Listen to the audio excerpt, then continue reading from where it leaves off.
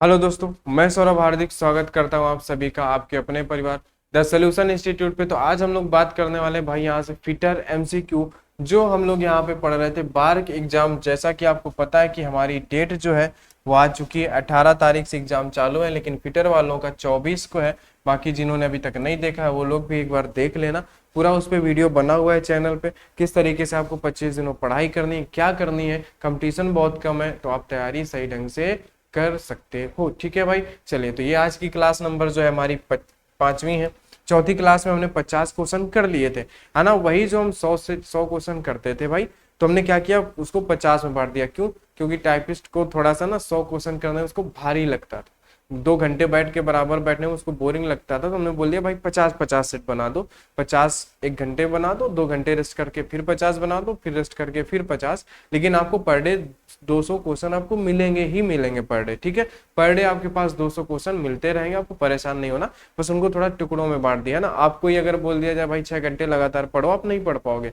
वहीं आपसे बोला जाए 2 घंटे सुबह पढ़ लो, 2 घंटे दोपहर, 2 घंटे शाम, आप आराम से खुशी खुशी से पढ़ लोगे। ठीक है, इसी तरीके से टाइपिस्ट को मनाया गया कि भाई 50-50 करके कर दो, बच्चों का एग्जाम। बोला ठीक है कर देते हैं, है ना। तो उस बात को आप समझना। तो यहाँ पे क्या है, 50-50 सेट आपको रहेंगे, आपके 200 क्वेश्चन ही पर डे आपको 4 वीडियो यहाँ से मिलता रहेगा। परेशान नहीं होना, मैथ का एक दिन में एक चैप्टर खत्म हो जाएगा, कोई दिक्कत नहीं लेना। ठीक है, मैथ का भी यहाँ पे आपको क्लास मिलेगा, परेशान नहीं होना है। ठीक है भाई, तो चलिए यहाँ पे हम लोग फास्ट रिवीजन करते हैं, फास्ट ज्यादा एक्सप्लेन नहीं करते। क्यों? उतना टाइम हमारे पास नहीं है। ठीक है, तो चलिए जिन्होंने अभी तक चैनल को सब्सक्राइब नहीं किया वो लोग पहले चैनल को सब्सक्राइब कर देंगे। ठीक है, और वीडियो को लाइक जरूर कर देना, और टेलीग्राम चैनल ज्वाइन कर लेना। वहाँ पे इन सारी क्लास का पीडीएफ आपको मिल जाता है। इस चौथी और 5वीं क्लास का पीडीएफ एक साथ मिल जाएगा आपको, तो आप परेशान मत होना। ठीक है भाई, चलिए। और जिन्होंने अभी तक पीछे की क्लासेस नहीं देखी है तो पहले फटाक से पीछे की क्लास देंगे फिर यहाँ पे आए। ठीक है, जिससे आपका क्या है, और हम लोग चैप्टर वाइज लेके चल रहे हैं तो आपको परेशान नहीं होना, आपको खुद महसूस होगा कि हाँ एक सीक्वेंस में चला जा रहा है। ठीक है भाई, चलिए तो आज के पहले क्वेश्चन का यहाँ से हम लोग उद्घाटन करते हैं। ड्रिलिंग से पूर्व जॉब पर क्या है, ड्रिलिंग से पूर्व जॉब पर सेंटर मार्क करने के लिए किसका प्रयोग किया जाता है? तो आप बोलोगे सेंटर पंच का। किसका प्रयोग करोगे? आप बोलोगे कि सर हम किसका प्रयोग करेंगे? सेंटर पंच का। क्यों? क्योंकि सेंटर पंच का काम ही वही है कि भाई सेंटर ज्ञात करना। सेंटर पंच का जहां पे भी सेंटर ज्ञात करना होगा हम हमेशा क्या करेंगे? सेंटर पंच का। सेंटर मार्क करने के लिए सेंटर पंच का ही हम लोग प्रयोग करेंगे हमेशा। ठीक है, थोड़ा सा फास्ट चलेंगे। 52 नंबर का आंसर आप सभी को बताना है। सेंटर पंच की नोक का एंगल 90 डिग्री। कितना? 90 डिग्री। ये किसका होता है? सेंटर का। किसका होता है? सेंटर पंच का। अगर यहीं पे बात करता 30 डिग्री तो ये किसका हो जाता? ये हो जाता आपके पास प्रिक पंच का। किसका? प्रिक पंच का। यहीं पे अगर 60 डिग्री बात करता तो ये किसका हो जाता? डॉट पंच का। किसका हो जाता? ये हो जाता डॉट पंच का। तो इन तीनों को आप याद कर सकते। ठीक है मेरे भाई, चलो आगे आ जाओ। यहाँ पे ट्राई स्क्वायर का प्रयोग कहाँ पे किया जाता है? ट्राई स्क्वायर का प्रयोग जो होता है 90 डिग्री का कोण जांचने में किया जाता है। 45 और 90 डिग्री नहीं कह सकते क्योंकि वो हमेशा 90 डिग्री ही कोण मापता है। तो ना 45 मापेगा ना 45 और 90 साथ में, सिर्फ वो 90 डिग्री का कोण क्या करेगा? मापेगा। ठीक है, क्या करेगा? सिर्फ वो 90 डिग्री का कोण मापेगा। ठीक है, ठीक है मेरे भाई, बोलो आगे आ जाओ। 54 नंबर पे ट्राई स्क्वायर के बिल्कुल नीचे अंडर कट रखा जाता है उसका समकोण एडजस्ट करने के लिए। क्या होता है कि हम लोग क्या करते हैं कि भाई जो ट्राई स्क्वायर होता है ना इस तरीके से ऐसे, तो एक यहाँ पे हल्का सा कट रखा जाता है यहाँ पे अंदर की तरफ। उससे क्या होता है, वो 90 डिग्री का एंगल एडजस्ट करने के लिए होता है कि वो सही से चीजों में सही से एडजस्ट हो सके, सही से बैठ सके। इसके लिए उसको क्या किया जाता है? रखा जाता है। ठीक है, सेंटर पंच निम्नलिखित पदार्थ का बना होता है। जल्दी से बताओ सेंटर पंच किसका बना होता है? तो आप बता दोगे कि भाई जो भी है वो हाई कार्बन स्टील का ही बना होगा। क्यों? क्योंकि एक तरीके से उसको कटिंग टूल्स या मार्किंग टूल्स में ही रखते हैं। कहीं ना कहीं वो जब हम उसमें पंचिंग करते हैं जॉब में तो मेटल हटाता ही है, एक तरह से कटिंग टूल्स ही है, मार्किंग टूल्स है। तो वहां पे क्या हो जाएगा? हाई कार्बन स्टील का वो बना होगा। 56 नंबर आपको जल्दी से बताना है कि भाई 56 नंबर पे क्या होगा? सरफेस प्लेट का बना होता है। तो आप बताओगे ग्रे कास्ट आयरन का सरफेस प्लेट बना होता है। किसका बना होता है? ग्रे कास्ट आयरन की है जो हमारी सरफेस प्लेट मेरे भाई बनी होती है। 57 नंबर पे आ जाओ। 57 नंबर पे क्या है? निम्न में से किसका प्रयोग किसी भाग के सिरे के समांतर रेखा खींचने के लिए प्रयोग किया जाता है। जब भी किसी भी भाग के समांतर रेखा खींचने को बोले तो हमेशा हर्माफ्रोडाइट कैलिपर, जेनी कैलिपर या फिर क्या है, इनको आप है ना नाम दे सकते हो, जेनी कैलिपर, हर्माफ्रोडाइट कैलिपर, और भी इसका एक नाम होता है ना, ये आप यहाँ पे नाम इसको दे सकते हो जब भी किसी भाग के समांतर लाइन खींचनी हो। आ जाओ 58 नंबर पे आपका क्या हो जाएगा कि निम्न में से एक हस्त उपकरण प्रयोग किया जाता है जब एक गर्म वेल्डेड जॉब को संचालित किया जाता है, वो होता है टैंक। क्या होता है? वो होता है टैंक। जब भी हम लोग क्या करते हैं, एक हस्त उपकरण प्रयोग किया जाता है जब एक गर्म वेल्डेड जॉब को संचालित करना होता है, तो हमेशा एक टैंक का प्रयोग करते हैं जिससे हम जॉब को पकड़ते हैं। 59 नंबर पे आ जाओ। 59 नंबर का ऑप्शन क्या होगा? अंतःमापी कैलिपर का प्रयोग क्या करने के लिए किया जाता है? छिद्र और कीवे दोनों का व्यास मापने के लिए। देखो अंतःमापी यानी कि आंतरिक कैलिपर। क्या होता है? आंतरिक कैलिपर। कैलिपर आपके पास दो होते हैं, एक होता है आंतरिक कैलिपर और एक होता है आपके पास बाहरी कैलिपर। ठीक है, तो जो आपका आंतरिक कैलिपर होता है ये क्या करता है? अंदर की माप लेने के लिए। किसके लिए? अंदर की माप लेने के लिए। और ये जो बाहरी कैलिपर होता है ये हमेशा किसके लिए प्रयोग किया जाता है? बाहरी माप लेने के लिए। बाहरी माप लेने के लिए। बात आप समझ गए? अंदर की माप और ये जो होता है बाहरी कैलिपर, ये किसके लिए? बाहर की माप। तो जो छिद्र होगा, छिद्र की माप कैसे लेते हैं? हमेशा बाहर से तो लेते नहीं है, क्योंकि बाहर से लेंगे तो ये तो सतह बीच में आ जाएगी। हमेशा हम अंदर का भाग ही लेंगे छिद्र में, तो अंदर की माप। कीवे मतलब जो भी हम कीवे यानी कि जो चाबी घाट काटते हैं, इन दोनों का व्यास लेने के लिए हम किसका प्रयोग करते हैं? आंतरिक कैलिपर का प्रयोग करते हैं। आगे 60 नंबर का आंसर क्या होगा? जल्दी से बता दो, सारा डिटेल आपको बता दिया गया तो आपको पता होना चाहिए कि एक स्लॉट की चौड़ाई को मापने के लिए किस प्रकार के कैलिपर का प्रयोग करेंगे? आंतरिक कैलिपर। एक आपने क्या किया हुआ है, एक आपने इस तरीके से मान लो स्लॉट काटा है, तो स्लॉट की चौड़ाई हमेशा कहां से मापी जाएगी? अंदर की भाग से।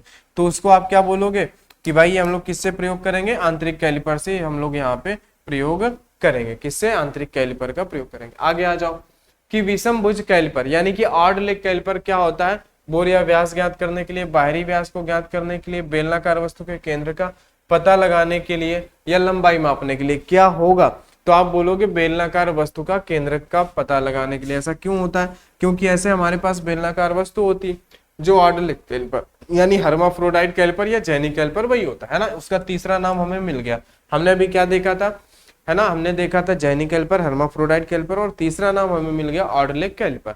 ठीक है, ये क्या करता है? इसकी जो टेढ़ी वाली टांग होती है यहाँ फंसा सकते हो और उसके माध्यम से आप सेंटर ज्ञात कर सकते हो। ठीक है, बात समझ गए? आ जाओ आगे।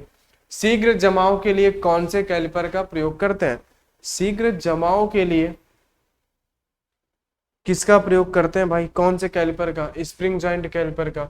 शीघ्र जमाव के लिए किसका? स्प्रिंग जॉइंट कैलिपर का। स्प्रिंग जॉइंट कैलिपर में होता क्या है कि बेसिकली यहाँ पे जो होता है ना, यहाँ पे जहाँ पे इनकी टांगे जुड़ी होती हैं, तो यहाँ पे क्या होता है कि एक स्प्रिंग लगी होती है। ठीक है, यहाँ पे नहीं। ठीक है, यहाँ पे तो एक ऐसे स्प्रिंग की सहायता से जुड़े होते हैं, बाकी यहाँ पे एक एडजस्टिंग नट लगा होता है जो क्या करता है? इसको एडजस्ट करता है, जिससे आप क्या कर सकते हो? उसको है ना ढीला या टाइट कर सकते हो। जो यहाँ पे एक नट लगा होता है उसको क्या है, जैसे आपने 5 mm खोला, उसके बाद नट को टाइट कर दिया, तो 5 से कम तो होगा नहीं, ना तो ज्यादा हो सकता है ना ही वो कम हो सकता है। इसलिए हम क्या करते हैं? शीघ्र जमाव के लिए किसका प्रयोग करेंगे? स्प्रिंग जॉइंट कैलिपर का प्रयोग करेंगे। आगे 63 ऑड लेग कैलिपर को किस नाम से जाना जाता है? ऑड लेग कैलिपर को हमेशा है ना jenny caliper. Odd leg caliper को किस नाम? अच्छा, नहीं जाना जाता। यहाँ पे क्या बोला? किस नाम से नहीं जाना जाता, ये आप याद रखना। तो उसको ट्रांसफर कैलिपर के नाम से नहीं जाना जाता है। बाकी ये तीनों उसी के नाम है। जेनी कैलिपर भी उसी का नाम है, हर्माफ्रोडाइट भी उसी का नाम है। क्या है यहाँ से कि भाई जेनी कैलिपर भी इसी का नाम है, इसके बाद हर्माफ्रोडाइट कैलिपर भी इसी का नाम है, और इसी के साथ में ऑड लेग कैलिपर भी इसी का नाम है। क्या?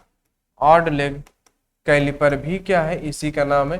ये तीनों नाम इसी के हैं, बाकी ये चौथा नाम इसका नहीं था, तो ये हमारा ऑप्शन यहाँ पे सही हो जाएगा कि इसका नाम नहीं है। ठीक है, आ जाओ आगे। 64 नंबर पे आ जाते हैं। इसका आंसर बता दो क्या हो जाएगा। साधारण कैलिपर के वर्किंग पॉइंट कैसे होते हैं, केसार्ड होते हैं। साधारण जो भी कैलिपर होता है उसके वर्किंग पॉइंट हमेशा कैसे होंगे, केसार्ड होंगे। ठीक है, 65 क्या आते हैं। साधारण कैलिपर द्वारा क्या मापा जाता है, अप्रत्यक्ष माप।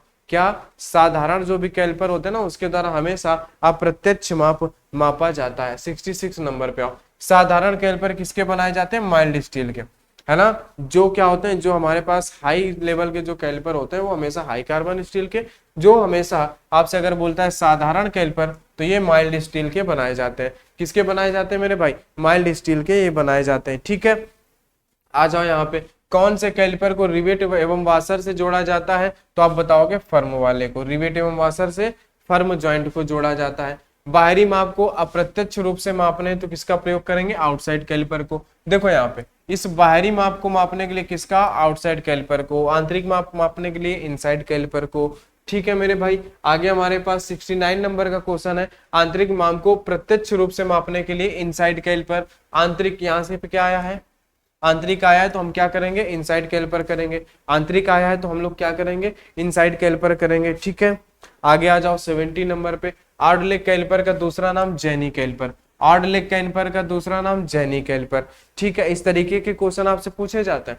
किसे जॉब पर समांतर रेखा खींचने तो प्रयोग किया जाता है, जेनी कैलिपर का प्रयोग किया जाता है समांतर रेखा खींचने के लिए। ठीक है मेरे भाई, आ जाओ आगे। कौन सी औजार द्वारा एक गोल छड़ के सिरे पर लाइन खींचते हैं, तो आप बोलोगे वर्नियर हाइट गेज और जेनी कैलिपर, इन दोनों के द्वारा। यानी कि आपका सी नंबर सही हो जाएगा। वर्नियर हाइट गेज से भी खींचते हैं गोल जाब। कौन सी औजार द्वारा एक गोल छड़ के सिरे पर, तो आप क्या बोलोगे, देखो गोल जड़ के सिरे पर हम क्या है, वर्नियर हाइट गेज से कैसे लाइनें खींचते हैं। वर्नियर हाइट गेज ऐसे एक खंबे की तरीके होता है, इसमें एक ऐसे एक स्क्राइबर यहाँ पे लगा होता है, उसी से हम लोग लाइन खींचते हैं। तो कैसे, इसके सामने हम लोग ऐसे गोल राड को रख देते हैं। उसके बाद इसी में हम लोग क्या है, यहाँ पे एक बीम में स्केल लगी होती है, उसी से हम लोग वहां पे अपना मेजरमेंट करके लाइन खींचते रहते हैं। और इसी में हम लोग जेनी कैलिपर से कैसे खींचेंगे, जैसे ये गोला इसमें ये टांग टेढ़ी वाली फंसा के इस तरीके से हम इसके मार्किंग यहाँ पे करते हैं। बात आप समझ गए ना। ठीक है, आपने प्रैक्टिकल किया होगा, आपको समझ में आया होगा। 73 नंबर। निम्न में से कौन सा कोण मापक यंत्र नहीं है, कोण प्लेट।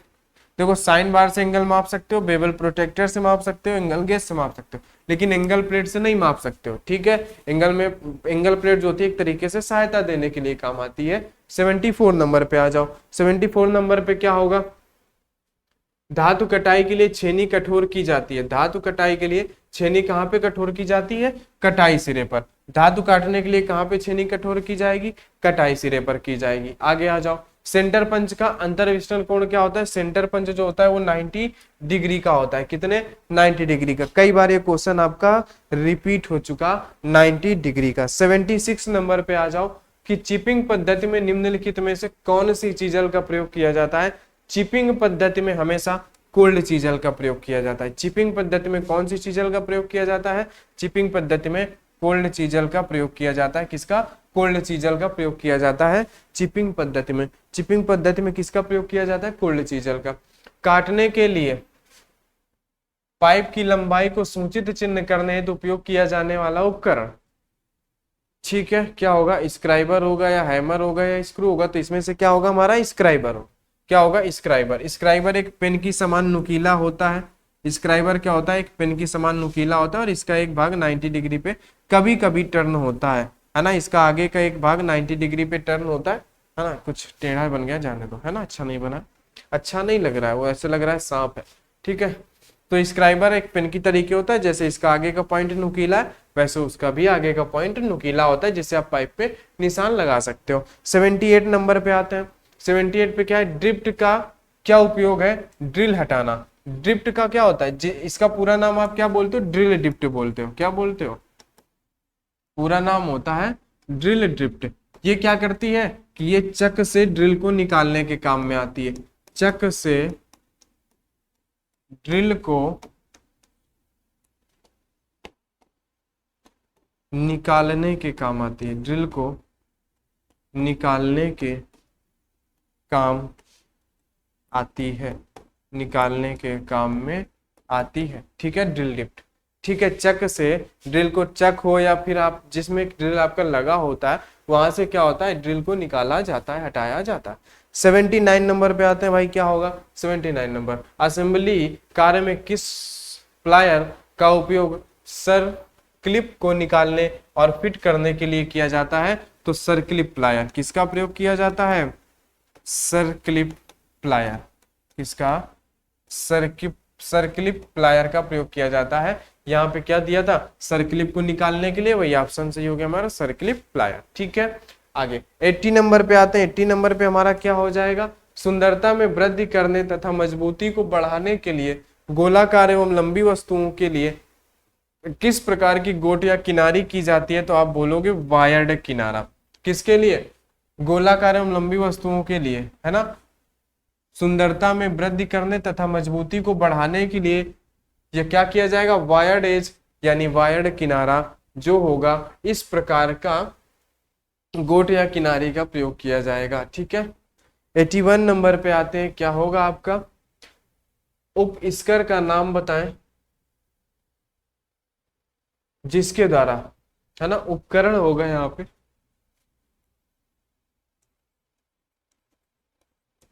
क्या होगा यहाँ पे, उपकरण होगा, है ना। उपकरण का नाम बताएं जिसके द्वारा भारी लोड को उठाने और खिसकाने के लिए उत्तोलन प्रभाव द्वारा किया जाता है, उत्तोलन प्रभाव द्वारा किया जाता है। तो आप बताओगे क्रोबार, उत्तोलन प्रभाव द्वारा किया जाता है क्रोबार। ठीक है, आगे आ जाओ 82 नंबर पे, प्रिक छेदक का बिंदु, है ना। छेदक मतलब क्या होता है, पंच होता है ना।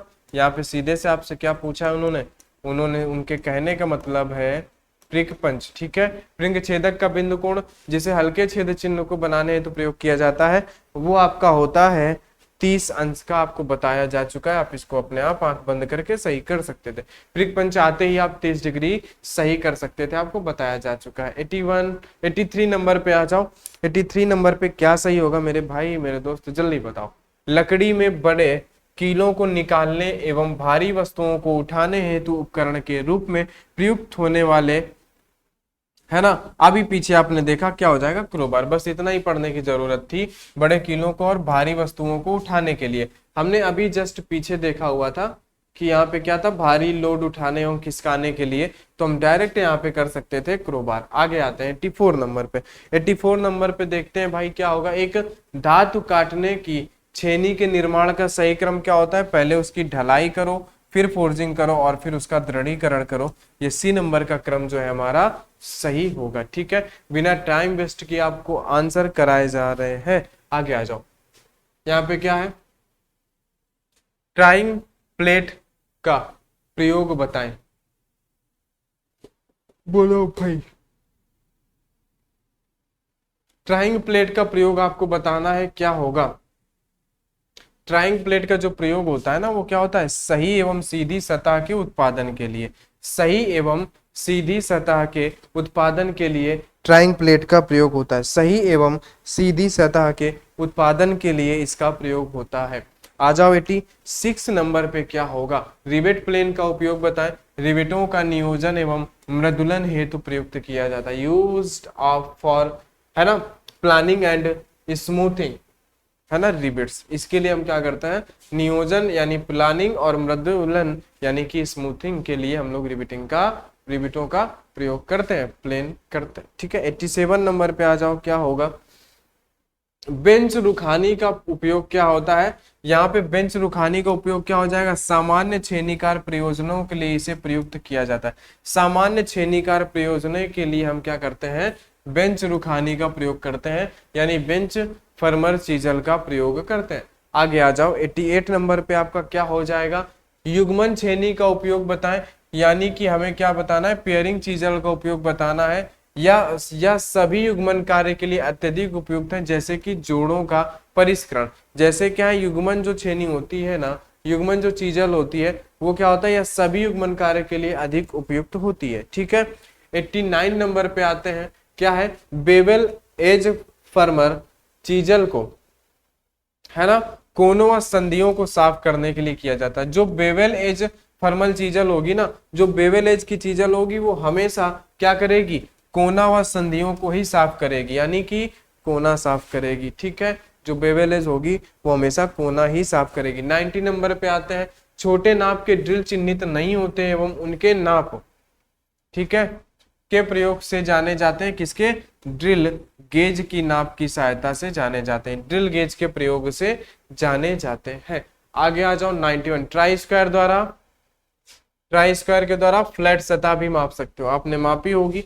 प्रैक्टिकल आपने किया होगा। ट्राई स्क्वायर एक बहुत ही, है ना, सिंपल क्वेश्चन है। ट्राई स्क्वायर से जो भी क्वेश्चन बनेगा वो बहुत ही सिंपल होगा, आप आसानी से बता दोगे। 92 नंबर, प्लम्ब बाब धातु की बनी होती है। प्लम्ब बाब जो होती है ना, ये पीतल की बनी होती है क्या?